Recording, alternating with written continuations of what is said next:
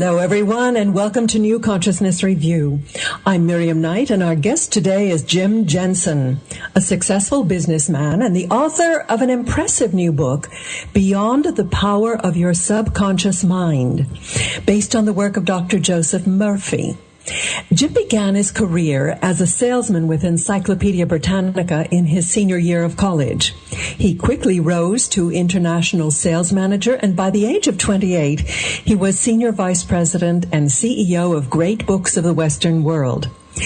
In that same year, Jim attended a 4-day seminar about the relationship between the conscious and subconscious mind that affected him deeply, and he became an avid student and ultimately a teacher of this work.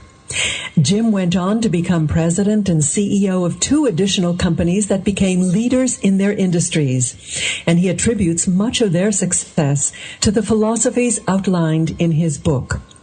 Today, Jim provides executive coaching, consulting, and advisory services to emerging growth and mid-sized companies.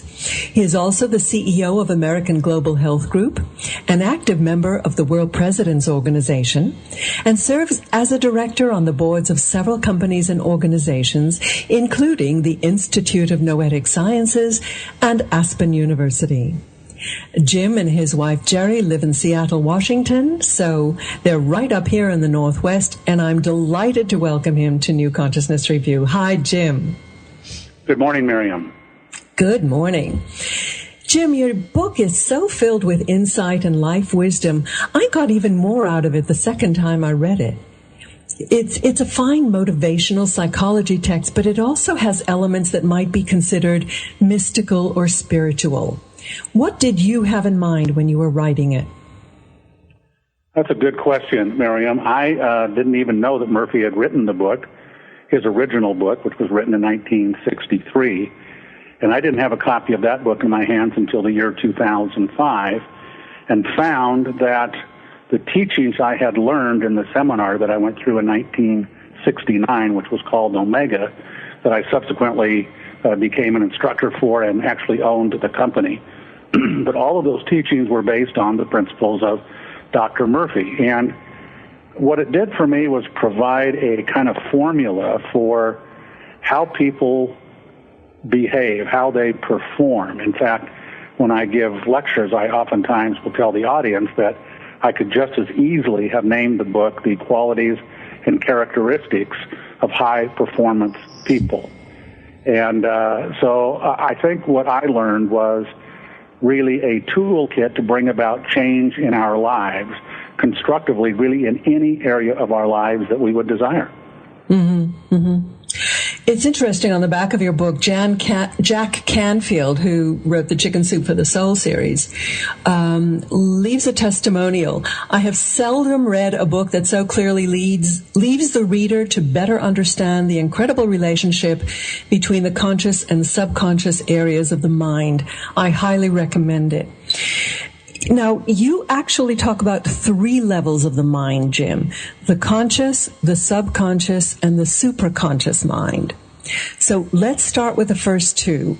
What are the functions of the conscious and subconscious minds? Good question. And I think the audience should understand these are not 3 different minds, but they are 3 spheres of one mind, of the same mind.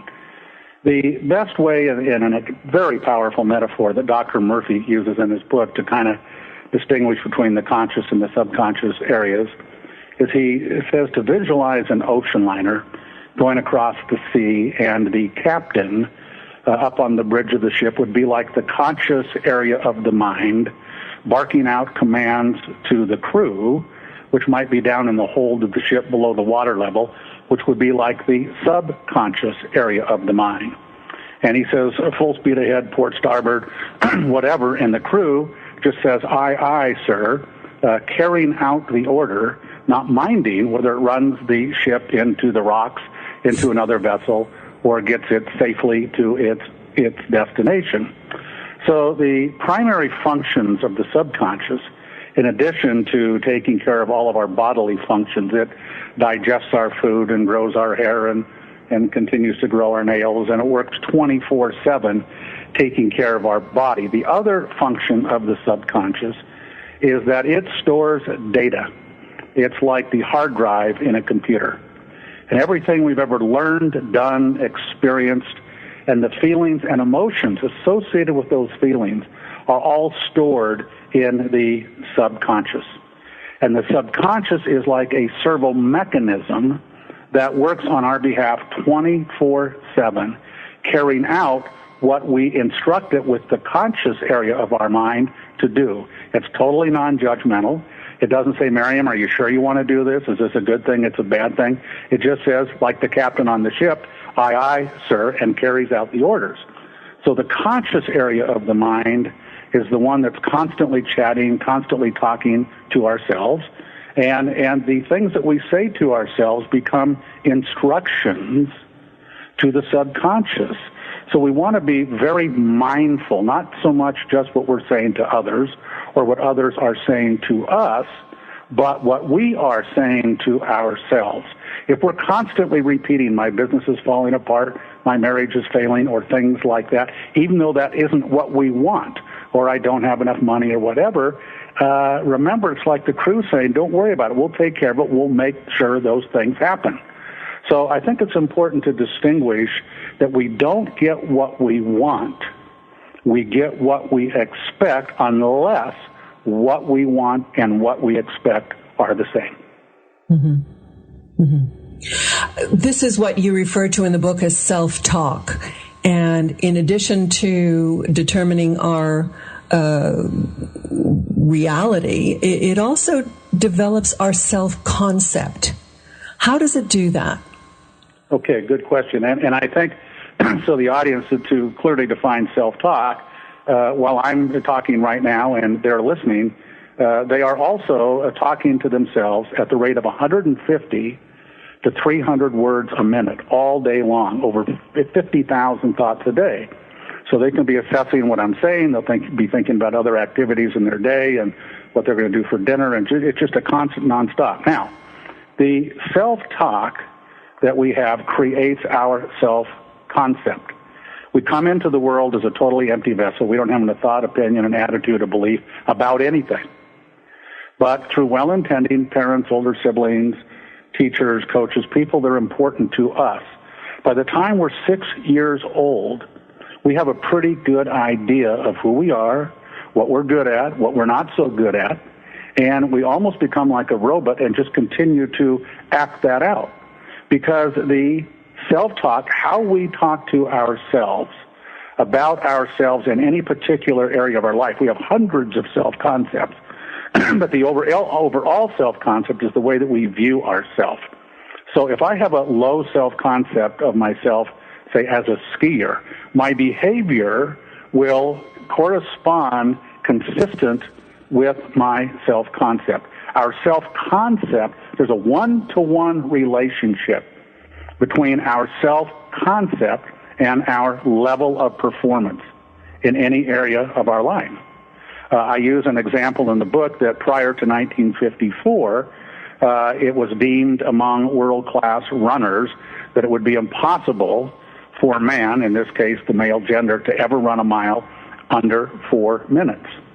And in 1954, a young British medical student by the name of Dr. Roger Bannister was the first one to run a sub-4-minute mile.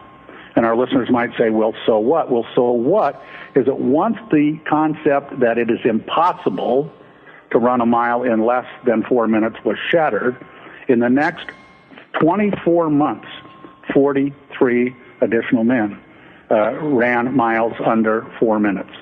So the self-concept can be the lid on the box that keeps us from becoming more of what in truth we really are. And we just need to understand that the self-concept is developed by our own self-talk. So if we want to raise our self-concept in any area of our life, then we need to structure our own internal language to create a different picture than the one that previously may have been consistent in our minds.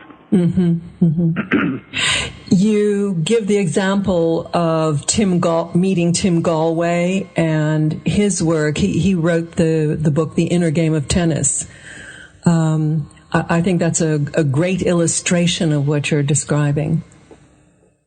Yes, Tim Galway is a brilliant, brilliant teacher and one of the great teachers in my lives. And but his capacity to understand performance and understand really who we are at the end of the book, I can talk about that now or talk about that later. But it was Tim's answer to my question in 1974 when I asked him what is enlightenment. But maybe we can discuss that later if you think it's relevant.